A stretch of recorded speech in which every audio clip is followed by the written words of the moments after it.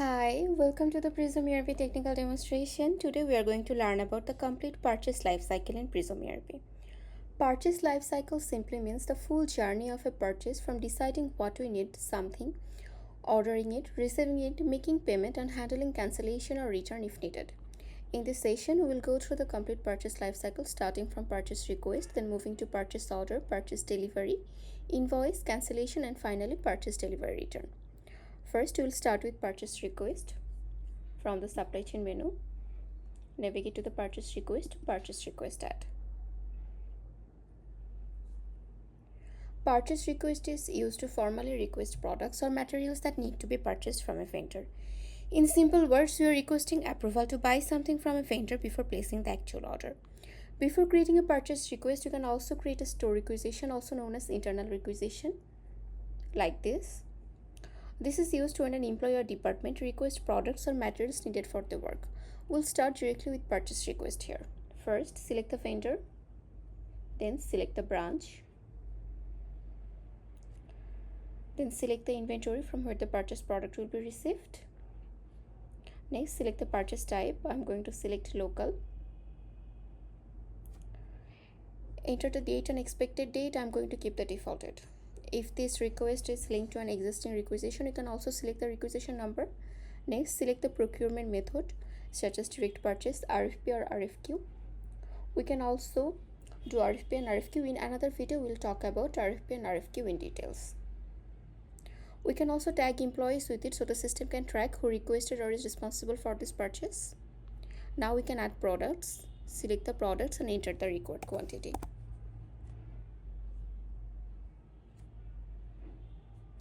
Now save the purchase request. This is the purchase request list. A purchase request can remain in different status such as pending, in progress, approved, closed, or rejected depending on its approval stage. Once the request is approved, you can proceed to the next step, which is purchase order.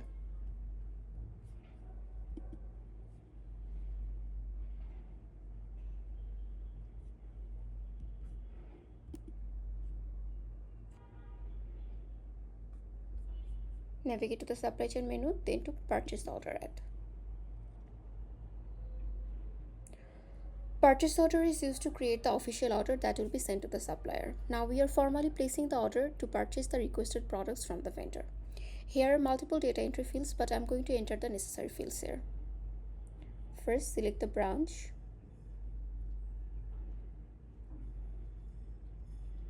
Then select the party type, which is vendor here. Select the vendor. Next, select the payment terms.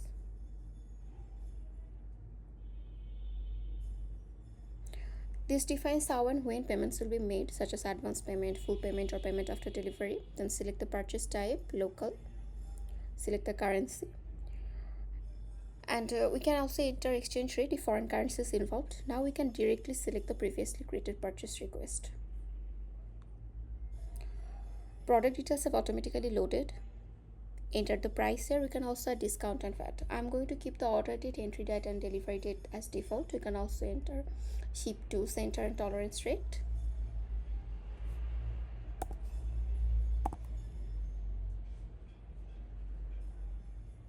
Now save the purchase order. Let's approve and complete the order here.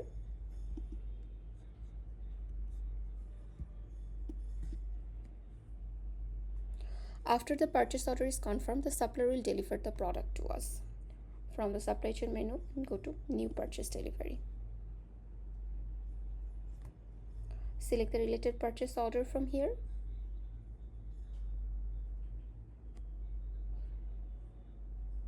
Information will automatically load. Select the inventory. Select the credit account here. This is the account ledger that will be impacted when goods are received. If needed, choose the center and order branch. So here we placed a purchase order for 10 pieces. However, during delivery, the supplier delivers only 8 pieces because 2 pieces are temporarily out of stock. So we are going to enter 8 here. We are receiving a partial delivery, meaning the supplier delivered only part of the ordered quantity while the remaining quantity is still pending. Now let's save it.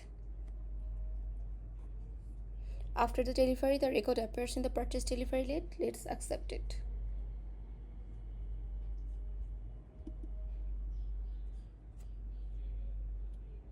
But if we again add another delivery and tag the previous purchase order here, the remaining amount that was not delivered, that is 2 quantity from 10, will show here, and the price amount will be adjusted automatically by the system. Now that we got the goods, the next step is purchase invoice. In real business scenario, purchase invoice can be created either after delivery or sometimes before delivery. For example, some suppliers send the invoice in advance for advance payment or repayment, while others generate it after goods are delivered. From the supply chain menu, click on the Add Purchase Invoice option. This is where the financial liability is created. Select the related purchase delivery from here. Information has automatically appeared.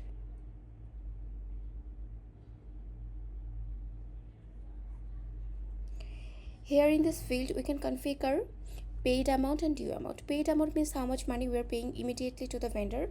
Due amount means how much remains unpaid and will be paid later.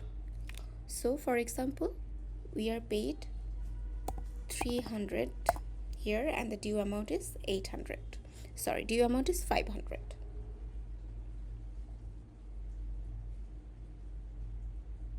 Let's save it.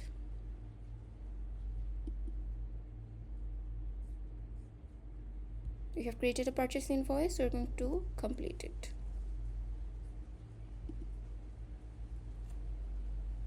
Now let's say the product delivered by the supplier was faulty, so we are going to cancel the purchase. In that case, we create a purchase cancellation. From the supply chain menu to new purchase cancellation. From here, select the invoice number.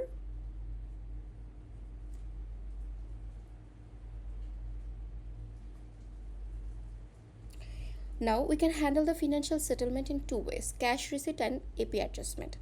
Cash receipt means the cancellation amount is refunded directly in cash or bank, and AP adjusted means instead of receiving the amount directly, the amount is adjusted against accounts payable or future purchases with that vendor. For example, if the cancellation amount is 800, we are paying 300 back to the vendor, and the rest of the amount will be adjusted later. Now let's save it. We have created this purchase cancellation. We're going to complete the cancellation.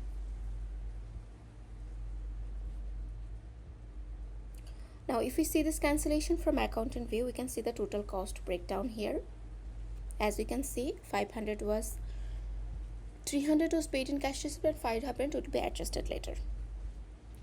Now next come purchase delivery return. From the supply chain menu, navigate to new purchase delivery return. So now that we cancel the purchase, we are going to return the delivery. Purchase delivery return is used when received goods are later returned to the supplier due to defect, damages or quality issue. Select the related cancellation from here. Select the inventory. Now continuing our scenario, out of the 8 delivered pieces, 4 are defective. So we are going to keep 4 and return the 4.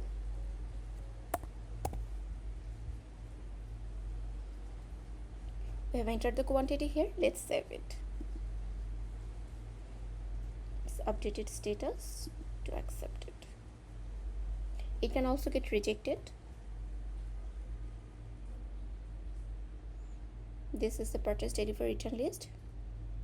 We have completed the whole process. We can also preview, export and download reports of every step in multiple formats, making it easier to review transaction history, maintain documentation and analyze the complete purchase lifecycle whenever required.